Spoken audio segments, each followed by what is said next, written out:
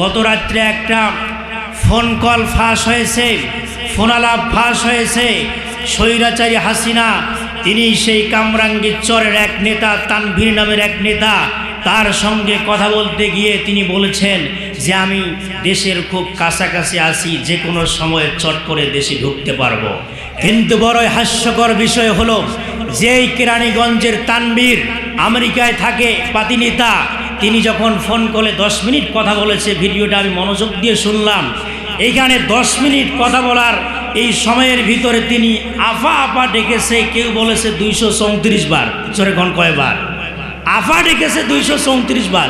আসি আপা, ক্ষমা করেন আপা, ভুল হয়েছে আপা, আপা আপা জিকির শুরু করেছে। আমার তো বিশ্বাস এমন আপা মনে হয় নিজের বোনকেও ডাকে নাই কোনোদিন, কথা কয় না একেবারে। কারণ এমন জিকির শুরু করেছে, এই জিকির যদি আল্লাহর নামের করতো, আল্লাহ তার প্রতি খুশি হয়ে যেত। কথা বল, কথা ঠিক কিনা? এ মুসলমান, একটি কথা বলতে চাই, আমরাও তাকে এই বাংলাদেশে আসার জন্য আমরা তাকে বলছি, কিন্তু বাংলাদেশে আসার পর আমরা অপেক্ষা করছি। তিনি যেমন মানুষদেরকে জুলুম করে, নির্যাতন করে, আয়না করে বন্দি করে অনেক জুলুম করেছে, তিনি বাংলাদেশে আসা মাত্রই তার অপেক্ষায় রয়েছে সেই আয়না ঘর। কথা বলেন, কথা ঠিক কিনা?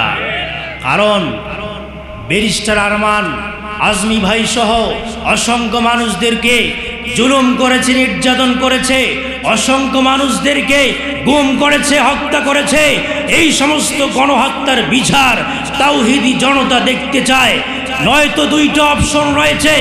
একটা অপশন হলো এই মুহূর্তে যদি হাসিনা সরকার বাংলাদেশে আসে, বাইতুল মুকাররমের সামনে তাকে ফাঁসিতে ঝুলাতে হবে, নয়তো তাকে আয়না করে রেখে তাকে পঙ্গুত্ব বরণ করে এই দৃশ্য জাতি দেখতে চায়। আমার সাথে কারা কারা একমত? দুহাত তুলে আমার আল্লাহকে দেখায় দেন।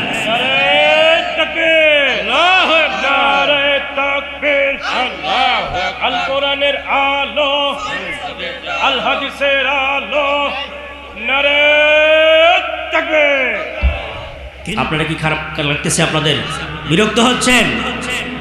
সম্মানিত মুসলমান ভাইরা আমার, ভূমিকা ছাড়া সরাসরি মূল আলোচনা শুরু করতে চাই। যেহেতু রাসূল সাল্লাল্লাহু আলাইহি ওয়াসাল্লামের আগমনের মাস, আমি শুধুমাত্র একটি পয়েন্ট নিয়ে আপনাদের সামনে কিছু কথা বলতে চাই। সেটা হলো বিশ্বনবীজি এই পৃথিবীর ধরাধামে যখন আসলো, তার অলৌকিক কিছু নিদর্শন আমরাও শুনতে পেয়েছি, ইতিহাসের মধ্যে পড়েছি। হযরতে আমিনা বলেন, শিশু মুহাম্মদ যখন আমার গর্ভে, আমি লক্ষ্য করে দেখলাম স্বাভাবিক অবস্থায় একজন মা যখন গর্ভধারণ করে, এই মুহূর্তে তার স্বাভাবিক পেটটা একটু উঁচু হয়ে যায়। Please don't mind. শারীরিক অবস্থা একটু পরিবর্তন হয়ে যায়। নবীজির মা হযরতে আমিনা বলছেন, আমি লক্ষ্য করে দেখলাম আমার শারীরিক কোনো পরিবর্তন নাই, আমি আগের মতো যেমন খেয়েছি, শিশু মুহাম্মদ যখন আমার গর্ভে তখন আমি তেমন খেয়েছি। আল্লাহু আকবার বলেন।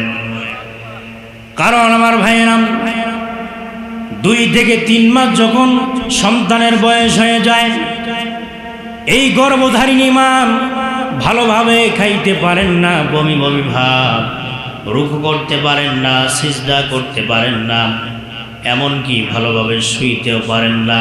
আমার মা বোনেরা যারা যেখান থেকে শুনতেছেন, গভীর মনোযোগ দিয়ে শুনুন। রাসূলুল্লাহ সাল্লাল্লাহু আলাইহি ওয়াসাল্লাম বলেছেন, কোন মহিলা যখন গর্ভধারণ করে খাইতে পারেন না, আল্লাহকে ডাকাডাকি করে, তাহাজ্জুদের নামাজ আদায় করে, এই সারাদিন খাইতে পারেন না।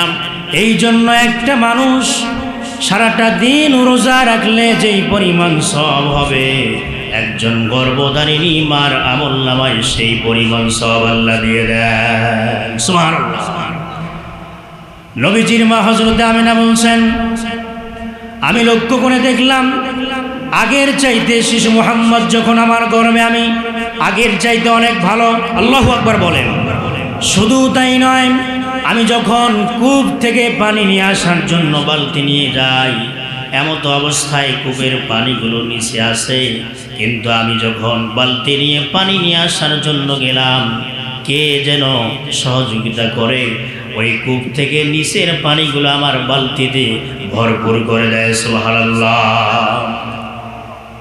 এইরকম ভাবে অসংখ্য অলৌকিক ঘটনা আছে আমার ভাইয়েরা।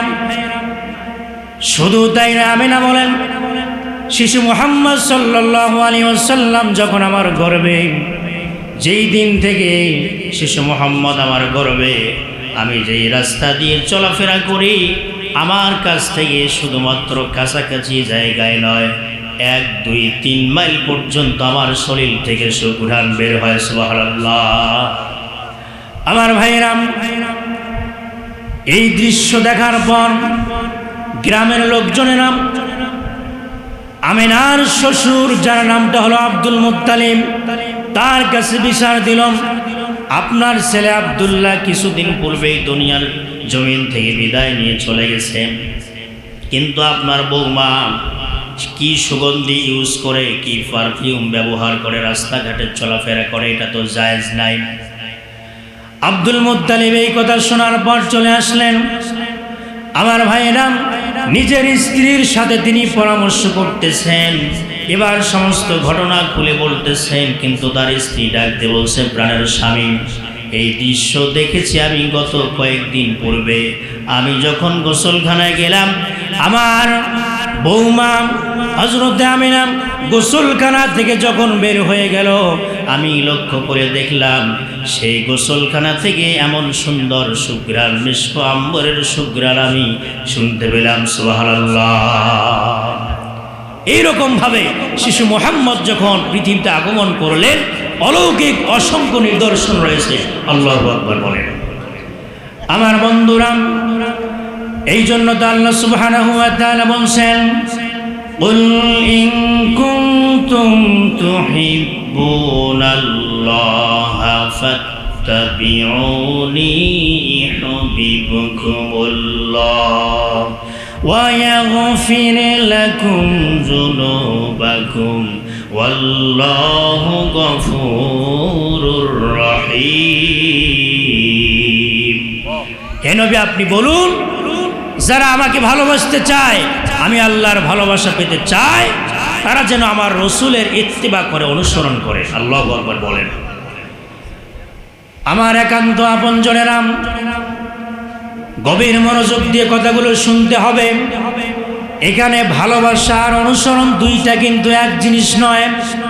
কি করে আপনাদেরকে বোঝাই, ছোট্ট একটা এক্সাম্পল দিলে বুঝতে সহজ হবে।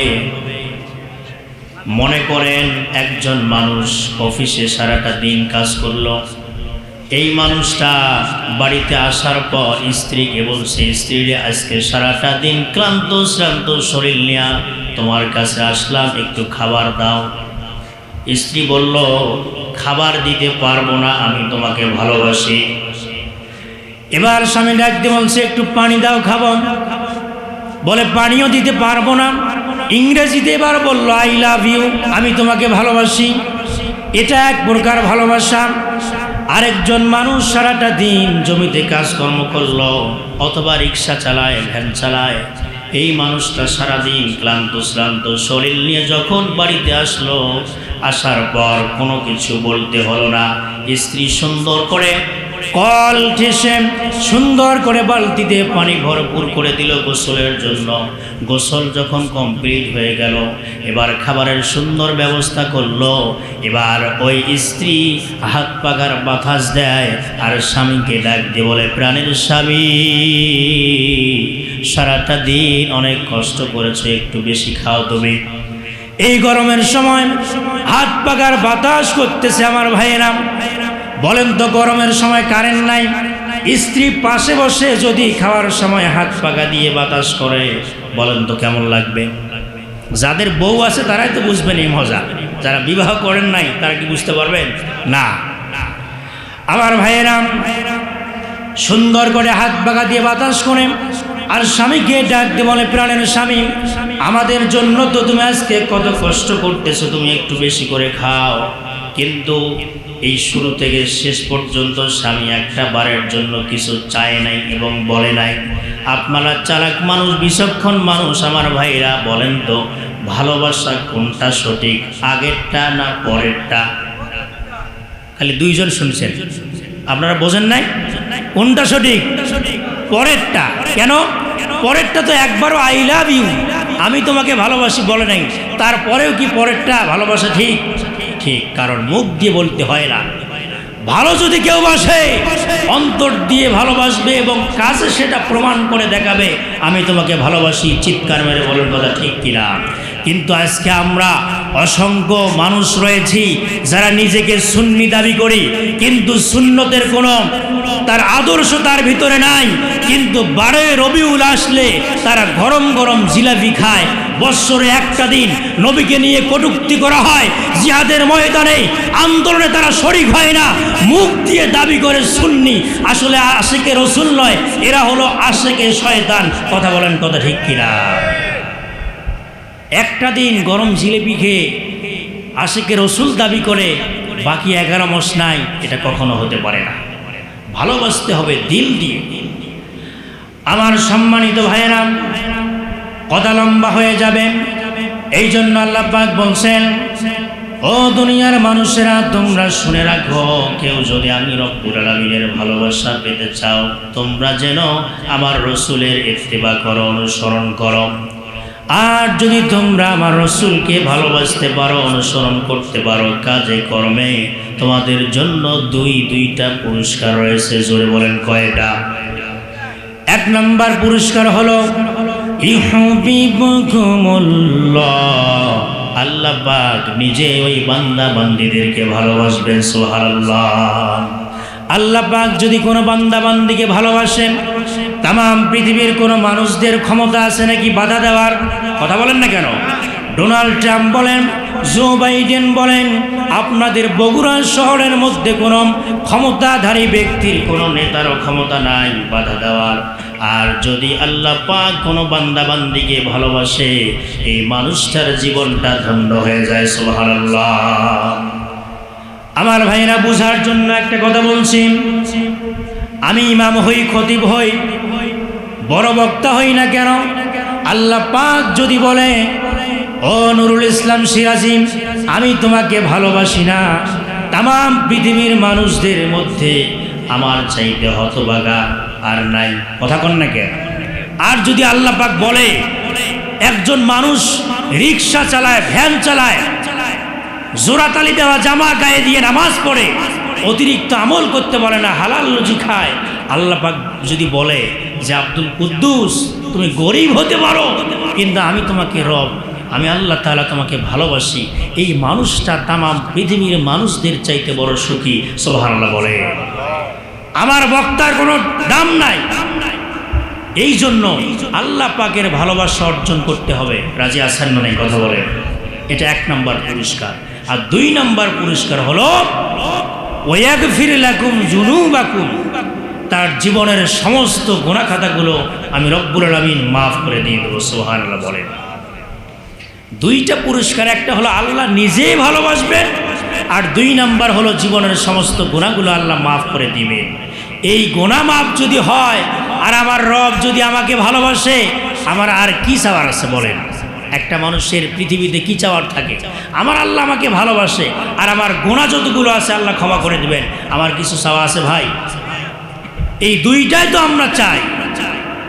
সম্মানিত মুসলমান ভাইরা আমার, এই জন্য আল্লাহ সুবহানাহু ওয়া তাআলা বলছেন, তোমরা আমার রসুলকে অনুসরণ করো কাজে কর্মে।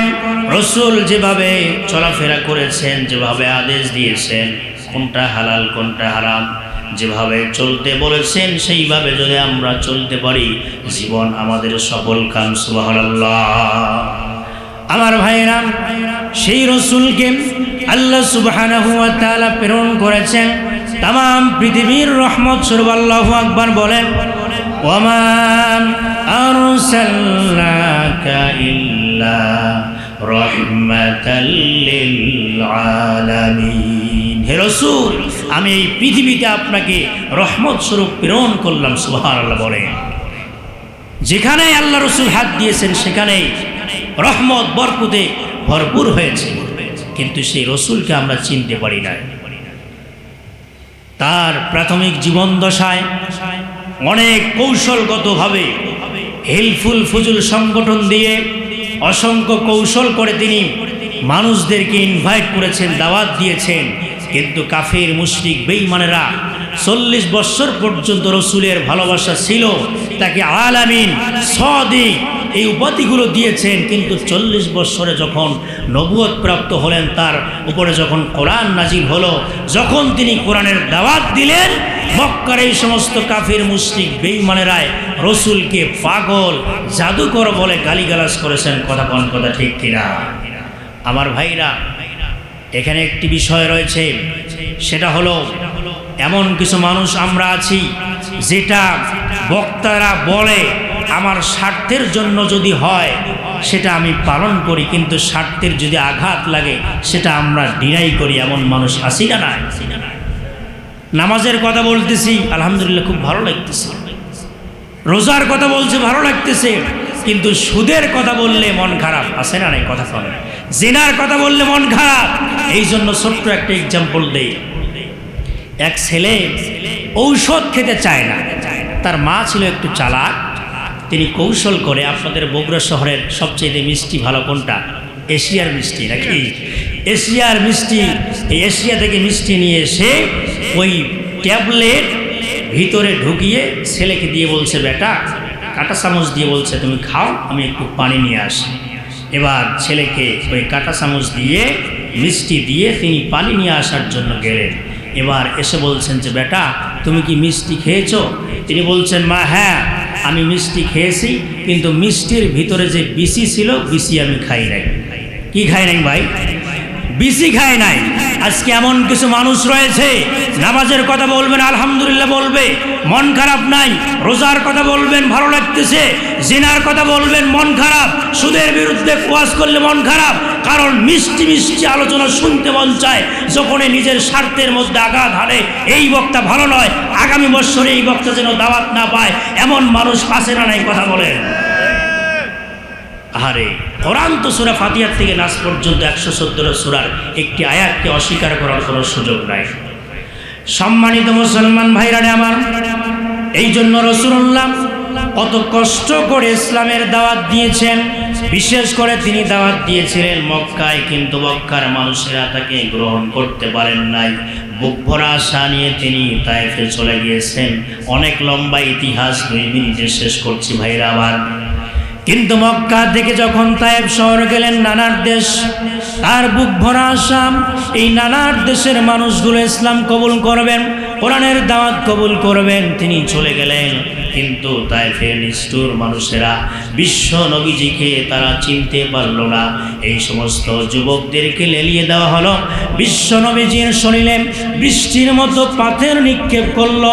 এই পাথরের আঘাতে শরীরগুলো খণ্ড বিখণ্ড হয়ে যাচ্ছে, রক্তাক্ত অবস্থায় বিশ্বনবীর শরীর থেকে রক্ত ঝরছেন।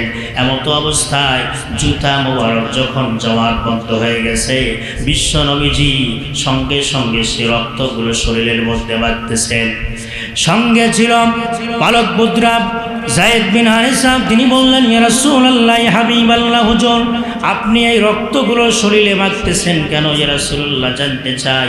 বিশ্ব নবীজি বলল, যায়েদ রে, এই রক্ত যদি তায়েফের জমিনে ঝরে, এই তায়েফে এই জমিনে কোনো দিন পর্যন্ত, কিয়ামত পর্যন্ত আর কোনো ফসল হবে না।